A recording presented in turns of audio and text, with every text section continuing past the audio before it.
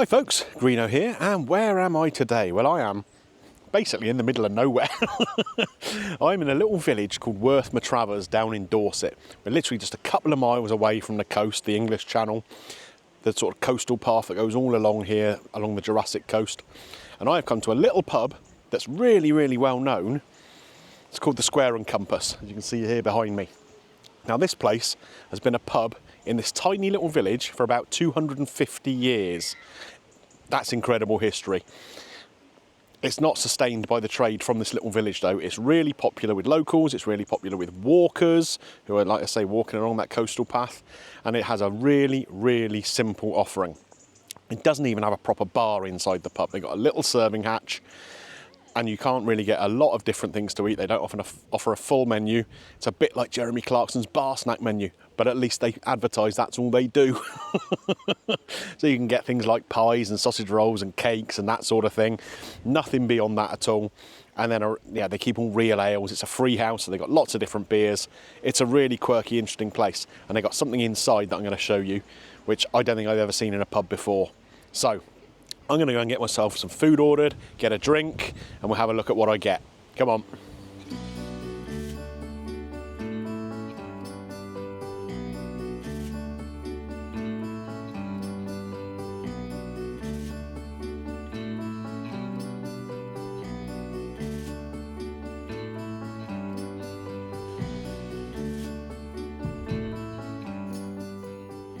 Can you imagine how cosy this room would be in the winter when they get this fire going? Oh, that's what it's all about. Proper British pub then, isn't it? Fire going, a nice pint of warm ale. Lovely job. And this here is your bar.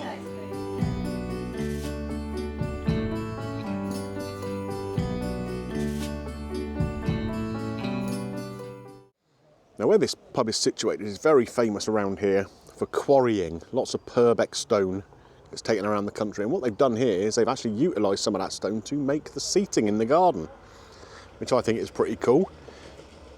Very quirky, and do you know what? It's going to last better than any wooden pub tables are going to, that's for sure. So this is the cool little bit that you won't find in many pubs around the country, it has to be said. There's a tiny little museum in one of the rooms here, filled with all sorts of local fossil finds and various curios. There's some Iron Age and Roman stuff down there at the end. But what I'm particularly interested in is what on earth this creature is. A crocodile with a turtle shell on its back.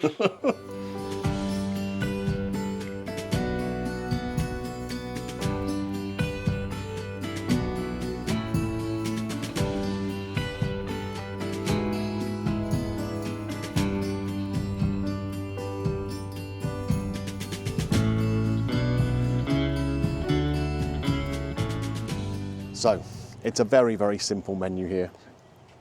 Basically, you get pies and pasties, and that's about it. So, that's what we've gone for. I've got myself a pork and chilli sausage roll here. We have a chicken, ham and leek pie. And classic round this part of the world, just here, Dorset apple cake. This is the good stuff, believe you me. So, we're going to give everything here a try. We'll start with the sausage roll first, I think. Now, how is this going to compare to the sausage roll I got up at Jeremy Clarkson's recently, which was a bit disappointing. It had really good sausage meat inside, but the pastry was overcooked and dry. So this one is a pork and chilli sausage roll. They did have pork and herb. They also had a couple of other varieties that you can see in here. If you come a little bit closer, you can see all that chilli running through that sausage meat there. That is going to be interesting. So, not the most packed sausage roll ever, but the pastry, nice puff pastry, feels really good. So let's give it a little bite. The pastry, as you can see on the top here, is nice and flaky. The sausage meat does have a nice chilli flavour, nothing too crazy in there chilli-wise. Kind of a little sweetness from the chilies even, but a little bit of poke as well. But not so much that you couldn't like give it to a kid or whatever. It's not crazy chilli.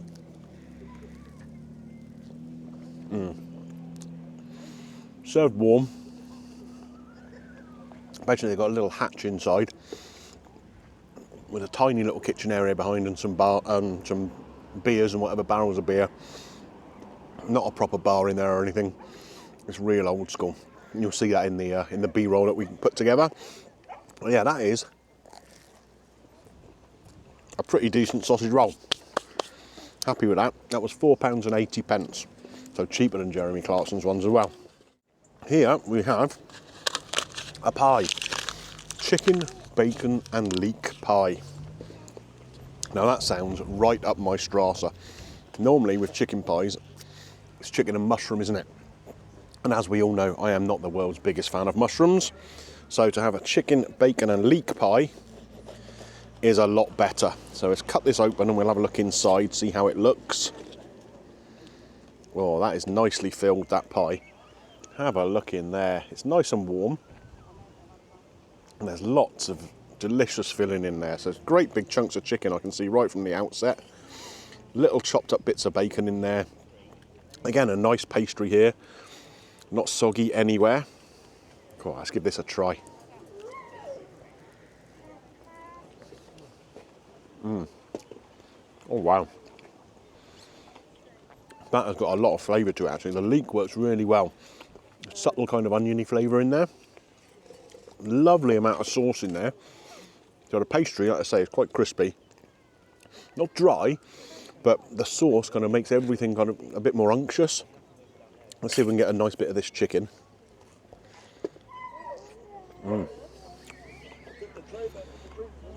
That's good. Great big pieces of chicken in this pie.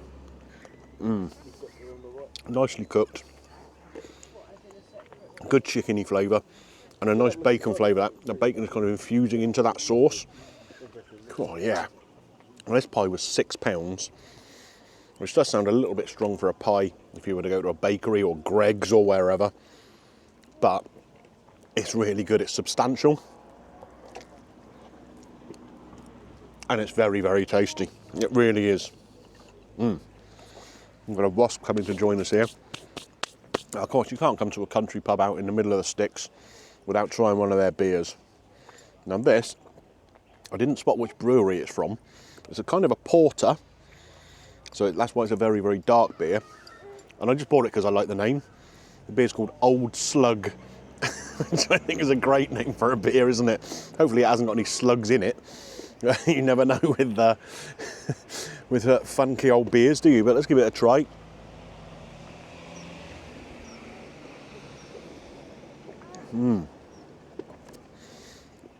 So a porter is kind of a dark, almost wintry kind of beer, isn't it? But this has a little lightness to it. Some kind of chocolatey hints in there too. Oh, that is quite Moorish, that.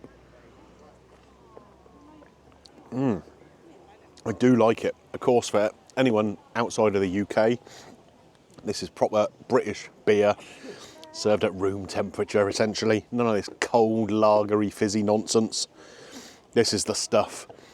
No real head to it. Straight out of the barrel. Nice and warm. You lot all think we're mad for drinking it. It works for me. Last but not least, we have the apple cake. Now this is a Dorset apple cake. This is a very traditional recipe in Dorset. Now the one thing I'm always mindful with a Dorset apple cake, you quite often get quite a bit of cinnamon in there, and that is not my favourite. But looking at this, it doesn't look like or smell like there's too much cinnamon in there. So that's a result for me. So we're going to get the fork and give it a try. You can see it's nice and moist, the cake there. Having chunks of apple in the cake helps with that, of course. Oh, there's that wasp again. He's trying to get into my pie. Come on, off you go, sunshine. That's my pie, not yours. So this cake here, like I say, it's got great chunks of apple in there. Nice kind of sugary topping on there as well.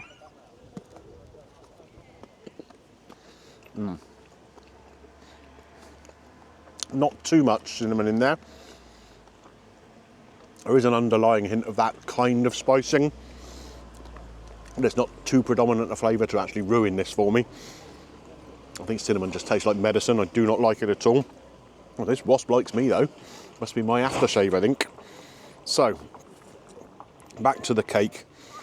Like I say, lovely and moist. The granulated kind of sugar that you get on the top of it, it's like a sort of, like a, I don't know, a brown caster sugar almost, if you like.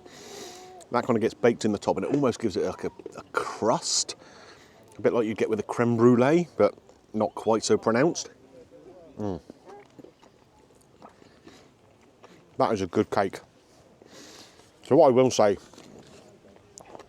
about this food offering here, this is kind of what you're going to get. It's all on paper plates. It's simple, but unapologetically so. God, this wasp, he is determined, isn't he? So, compare this to, like I said, the Jeremy Clarkson nonsense. Up there, they're trying to do a proper country pub, telling people there's a full menu everywhere, and there isn't. There just isn't. Here, this is what you get. This is what they've been doing for years. It's unapologetically simple and very popular with the local wildlife, seemingly. Just as popular as it is with all the people that are here. But what it is simple food, done well, and to my mind, not too expensively. Like I say, the pie was £6. That seems to be the wasp's favourite thing. Sausage roll was £4.80, and the cake, I think, was about £3, there or thereabouts. We've got a pint of beer here. Mrs. Greeno is holding the camera currently. She's got a lime and soda, and the whole thing came to less than £20. I think that's more than fair for all this kind of grub and a couple of drinks, don't you? So I've got fond memories of this place. Like I say, it's been here 250 years, and I grew up not too far away from here. And we'd come down here sometimes if we were having a little walk down by the coast or whatever. We'd pull up, Dad would park his Ford Cortina outside the pub, and him and Mum would disappear inside. Me, my brother and my sister left in the car, as used to happen back in the day. Mum and Dad would pop out with a bottle of Panda Pop and a bag of crisps for us each. And we'd just sit in there while they went and had a quiet pint or a gin and tonic or whatever inside the pub. Can't imagine that happening these days, can you? But that's how it used to be back when we were kids. Right then, guys. It looks like I've made a new friend here at the Square and Compass, doesn't it? Someone even older than me. Look, a dinosaur. So, what do I think of the Square and Compass here at Worth Matravers? Do you know what? I think it is a great little pub. It's kind of quirky, it's eccentric, it's harking back to what British pubs used to be all about, and probably some of them still should be all about, shouldn't it? Little nooks and crannies, places you can sit and have a quiet drink in front of a fireplace, proper beers, and a really, really kind of simple pub menu, but unapologetically so. Everyone knows that's what they do, and they do it pretty well.